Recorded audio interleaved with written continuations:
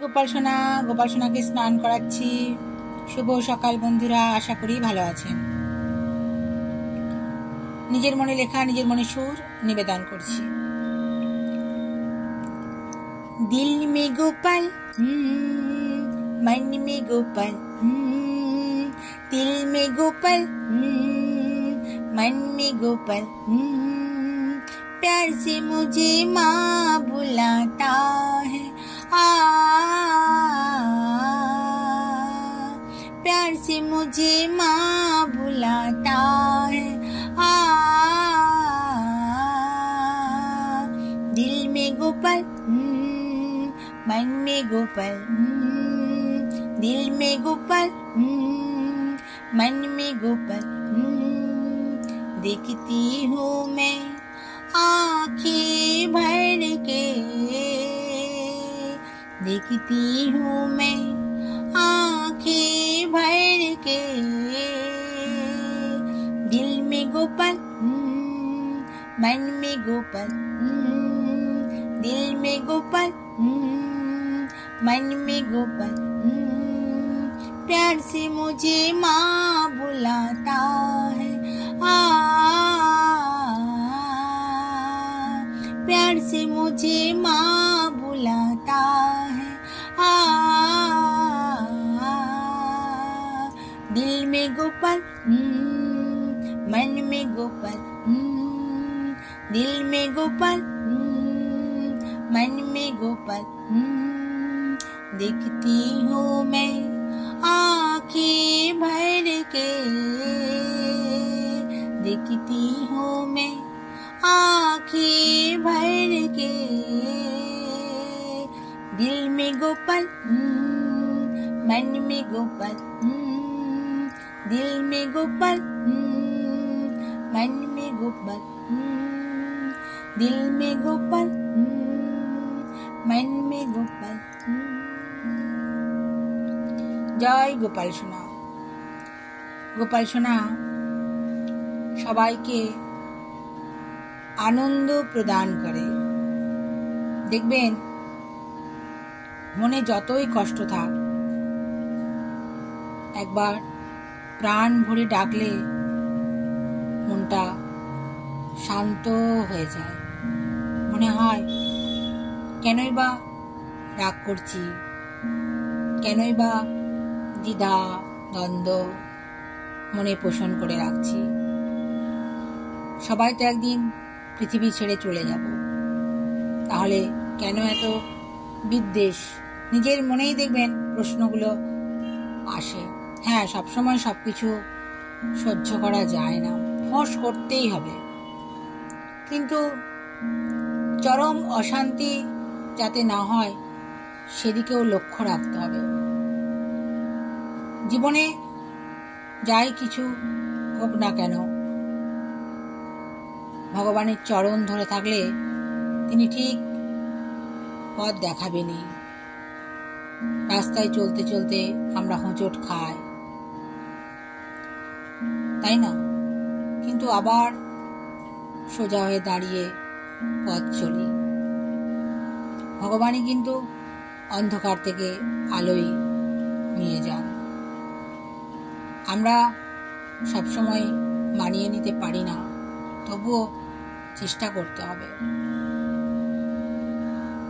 কষ্ট দুঃখ জীবনে অনেক কিছুই আসবে, কিন্তু ভগবানের চরণ ছাড়লে চলবে না। তার চরণ ধরে থাকতেই হবে। দেখবেন জীবনে কিছু ঘটে গেল, আমরা হতাশ হয়ে যাই, কেন এমন হলো, আমার জীবনেই কেন এমন হলো আমরা ভাবতে থাকি। হয়তো ভগবান আরো ভালো কিছু কাজের জন্য নির্দিষ্ট করে রেখেছে, হয়তো আপনাকে বা আমাকে আরো বড় কাজ, সেজন্যই হয়তো এরকম ঘটনার মধ্যে দিয়ে আমাদের নিয়ে যাচ্ছেন, এটা ভাবতে হবে। বা আমাদের থেকেও আরো অনেক চরম দুঃখ কষ্টের মধ্যে মানুষ আছে, তার মধ্যেও কিন্তু তারা জীবনযাপন করছে, সামনের দিকে এগিয়ে যাচ্ছে, সেগুলো আমাদের ভাবতে হবে। ভালো কিছুর জন্যই ভগবান সবকিছু মানে নির্দিষ্ট করে রাখেন, ভালোবেসে আপন করে নেন আমাদের। অন্যায় করলে শাস্তি দেবেনই দেবেন, আবার ভালো কাজ করলে বুকে টেনে নেবেন, মা বাবা যেরকম করেন।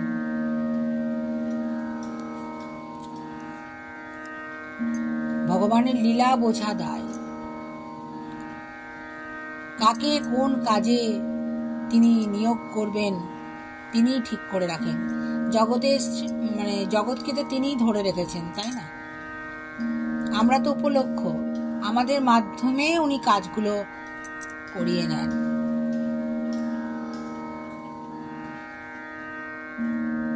বিশ্বাস রাখতে হবে, বিশ্বাসটাই কিন্তু বড় কথা।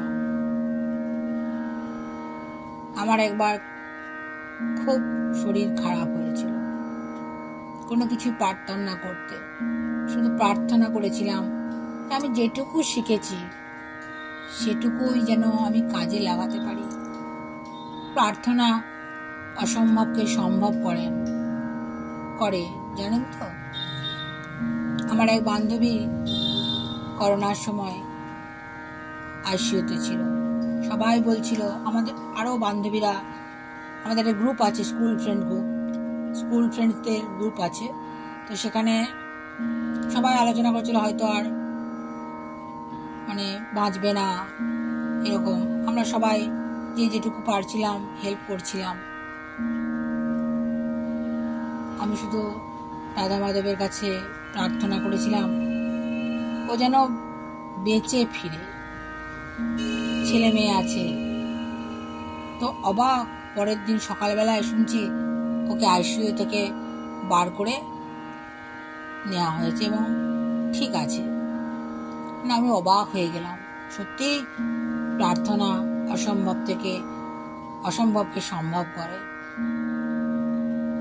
বেশি কিছু করতে না পারি, প্রার্থনা তো করতেই পারি, সবাই সেটা আমরা পারি। বেঁচে থাকাটাই বড় কথা, জানেন তো। মাথার উপর এই যে আমার বাবা মা নেই, এটা খুব কষ্ট। তারা একটা পরামর্শ দিলেও কিন্তু বিরাট ব্যাপার। পরামর্শটাও কিন্তু কোটি টাকার দাম, জানেন তো। টাকা পয়সা থাকলেও হয় না। একটা পরামর্শ, একটা বুদ্ধি দেওয়া, একটা পাশে থাকা, এটা একটা বিরাট ব্যাপার। তবে দেখবেন একটা পথ খুঁজে পাওয়া যায়। এটা যে আমি বর্তমানে যখন পড়তাম, মা হয়তো যেতে পারছে না, কোনো কারণে আমার শরীর খারাপ হলো, হোস্টেলে থাকতাম। মা বলতো, হাতে তো তোকে টাকা দিয়েছি, তুই ডাক্তারটা দেখিয়ে নিবি। আমি যাতে হতাশ না হয়ে পড়ি যে আমার শরীর খারাপ হয়েছে, জ্বর হয়েছে, হয়েছে। হ্যাঁ, আরো বান্ধবীরা আছে, সবাই তো একই বয়সী না। ওই যে একটা বুদ্ধি, যে তোর কাছে তো টাকা দিয়েছি, তুই একটা ডাক্তার দেখিয়ে নিবি অন্তত। এই যে বলাটাই একটা বিশাল ব্যাপার।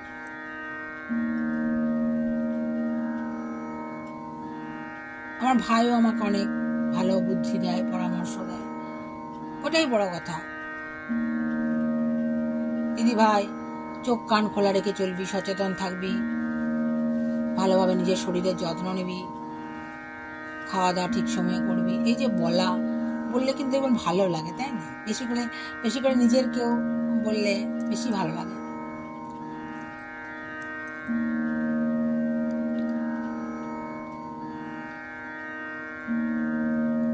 ভগবানকে ভালোবাসবেন, দেখবেন মনে জোর পাবেন।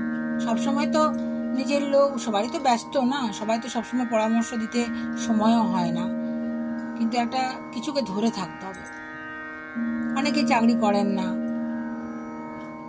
আমিও করি না, কিন্তু আমি এইসব ঠাকুর দেবতা ভালো কাজে যুক্ত আছি, লেখালেখি করি। আমার ইউটিউব চ্যানেলে আমি নিজের লেখা গান সুর দিই, কোনো কিছুর উপর বলি, ঠাকুরের কথা পাঠ করি। এটা কাজে যুক্ত আছি। রামকৃষ্ণ মিশন যায়, আমার ভরার কাঠিয়া বাবা আশ্রমে যায়, বিভিন্ন কাজে আমি আছি।